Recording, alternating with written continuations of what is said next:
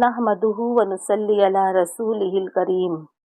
آج ہم سورہ بقرہ کی آیت نمبر 8، 9 اور 10 کا ترجمہ اور گرامر کے ساتھ ساتھ مختصر تفسیر کریں گے انشاءاللہ۔ اعوذ باللہ من الشیطان الرجیم، بسم اللہ الرحمن الرحیم۔ وَمِنَ النَّاسِ مَن يَقُولُ آمَنَّا بِاللَّهِ وَبِالْيَوْمِ الْآخِرِ وَمَا هُمْ بِمُؤْمِنِينَ۔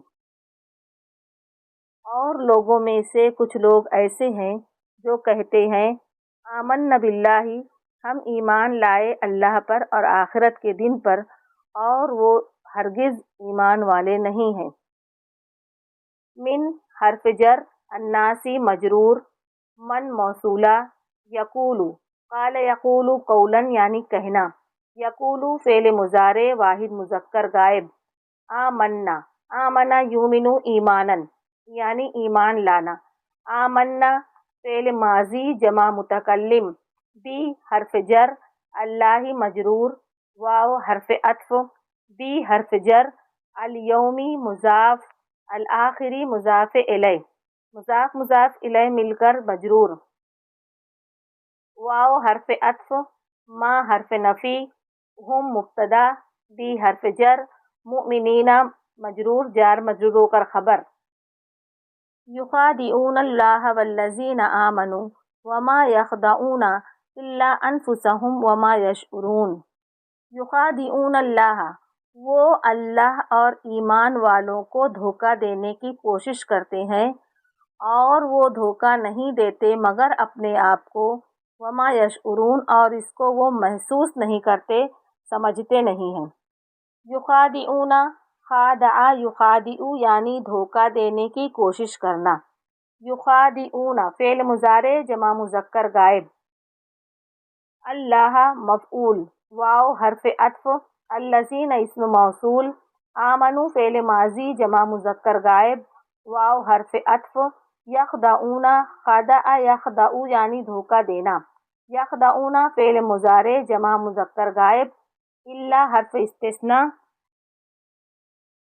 انفسا مضاف، یہ نفس کی جمع ہے، ہم ضمیر مضاف الیہ، واو حرف عطف، ما حرف نفی، یشعرون شعر یشعر یعنی محسوس کرنا، یشعرون فعل مضارع جمع مذکر غائب۔ فی قلوبہم مرض فزادہم اللہ مرضا ولہم عذاب علیم بما کانوا یکذبون۔ فی قلوبہم مرض، ان کے دلوں میں بیماری ہے، مرض ہے، روگ ہے، پس اللہ تعالیٰ نے بڑھا دیا ان کے مرض کو، اور ان کے لیے دردناک عذاب ہے، بما کانوا یکذبون، ان کے جھوٹ بولنے کی وجہ سے۔ فی حرف جر، قلوبی قلب کی جمع ہے، مضاف، ہم مضاف الیہ، مضاف مضاف الیہ مل کر مجرور، جار مجرور مل کر خبر مقدم، مرض مبتدا مؤخر، فا حرف عطف، زاد یزید زیادتاً یعنی بڑھا دینا، زیادہ کر دینا، ہم مفعول اول، اللہ فاعل، مرضاً مفعول ثانی، واو حرف عطف، لہم جار مجرور ہو کر خبر مقدم، عذاب علیم موصوف صفت ہو کر مبتدا مؤخر، بی حرف جر، ما موصولہ، کانوا یکذبون، کذب یکذب کذباً یعنی جھوٹ بولنا، کانوا یکذبون فعل ماضی استمراری جمع مذکر غائب۔ یہ سورہ بقرہ کی آیت نمبر 8، 9 اور 10 کا مختصر گرامر ہوا۔ اب تفسیر ہوگی۔ وَمِنَ النَّاسِ مَن يَقُولُ آمَنَّا، جو کہتے تو ہیں کہ ہم ایمان رکھتے ہیں اللہ پر بھی اور آخرت کے دن پر بھی، مگر وہ حقیقت میں مومن نہیں ہیں۔ یہاں ایک بات سمجھ لیجئے کہ اکثر مفسرین نے اس تیسری قسم کے بارے میں یہی رائے قائم کی ہے کہ یہاں منافقین کا ذکر کیا گیا ہے، اگرچہ کہ لفظ منافق یا لفظ نفاق نہیں آیا ہے، لیکن مولانا ابو الحسن اصلاحی صاحب نے بڑی قیمتی رائے قائم کی ہے، وہ یہ کہ یہاں ایک کردار کا نقشہ کھینچ لیا گیا ہے، غور کرنے والے غور کریں اور دیکھ لیں، جس پر بھی یہ کردار فٹ بیٹھ جائے۔ اور جب یہ آیت نازل ہو رہی تھی تو دو لوگوں کے اوپر یہ کردار صحیح ثابت ہو رہا تھا۔ ایک علماء یہود، وہ کہتے تھے کہ ٹھیک ہے، محمد جو کہہ رہا ہے کہ اللہ کو مانو، آخرت کو مانو، تو ہم بھی اللہ اور آخرت کو مانتے ہیں، صرف عیسیٰ اور محمد صلی اللہ علیہ وسلم کو نہیں مانتے، باقی جتنے بھی نبی آئے ہیں سب کو مانتے ہیں۔ تو ہم کو بھی مانا جانا چاہیے کہ ہم مسلمان ہیں، ہم مومن ہیں، یہ ان کی رائے تھی۔ مذکورہ آیت سے ایسا ہی لگ رہا ہے کہ یہ آیت ان کے بارے میں ہی نازل ہوئی ہے۔ بعض مفسرین یہ کہتے ہیں کہ یہ آیت منافقین کے بارے میں نازل ہوئی ہے۔ یہاں یہ بھی سمجھ لیجئے کہ مدینہ منورہ میں جو نفاق کا پودا پروان چڑھا ہے وہ یہودیوں کے ہی زیر اثر پروان چڑھا ہے۔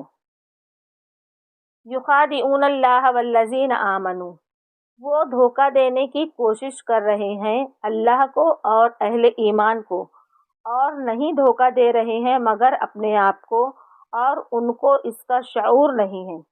منافقین کی اکثریت یہ تھی کہ ان کو اپنے نفاق کا شعور نہیں تھا، سمجھ نہیں تھی۔ وہ اپنے تئیں اپنے آپ کو مسلمان سمجھتے تھے۔ وہ کہتے تھے یہ مسلمان بیوقوف ہیں۔ محمد صلی اللہ علیہ وسلم کے بارے میں کہتے تھے کہ انہوں نے زبردستی مکہ والوں سے لڑائی مول لے لی ہے، امن کے ساتھ انہیں بات کرنی چاہیے۔ وہ سمجھتے تھے کہ ہم خیر خواہ ہیں، ہم بھلی بات کہہ رہے ہیں، یہ بیوقوف لوگ ہیں، طاقتور لوگوں سے جنگ کر رہے ہیں، ان کے پاس ہتھیار بھی نہیں ہیں اور لڑائی کے لیے تیار ہیں۔ حالانکہ بیوقوف تو وہ خود تھے، ان کو ان تمام حکمتوں کی سمجھ نہیں تھی۔ بعض منافقین تو ایسے بھی تھے جو اسلام میں داخل ہی اس لیے ہوتے تھے کہ مسلمانوں کو دھوکہ دیں گے، اور ان کے دل میں یہ ہوتا تھا کہ ہم مسلمان نہیں ہیں، ہم نے اسلام کا لبادہ صرف دھوکہ دینے کے لیے ہی اوڑھا ہے۔ زیادہ تر منافقین اسی قسم کے تھے کہ ان کو اپنے نفاق کی سمجھ نہیں تھی، شعور نہیں تھا۔ فی قلوبہم مرض، ان کے دلوں میں بیماری ہے، روگ ہے۔ یہ روگ اور بیماری کیا ہے؟ مختصر الفاظ میں سمجھا جائے تو اس کا مطلب ہوگا کردار کی کمزوری۔ ایک شخص وہ ہوتا ہے جو سمجھتا ہے یہ حق ہے تو اس کے بعد اس کو کسی چیز کی پرواہ نہیں ہوتی۔ ایک شخص حق کو حق پہچان کر رد کر دیتا ہے، وہ کافر ہے۔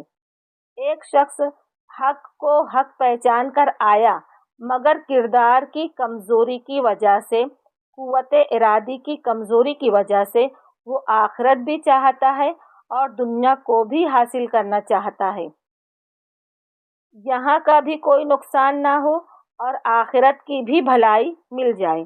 یہی وہ لوگ ہیں جن کے دلوں میں روگ ہے، مرض ہے۔ فزادہم اللہ مرضا، تو اللہ تعالیٰ نے ان کے مرض میں اضافہ کر دیا۔ یہ اللہ کی سنت ہے۔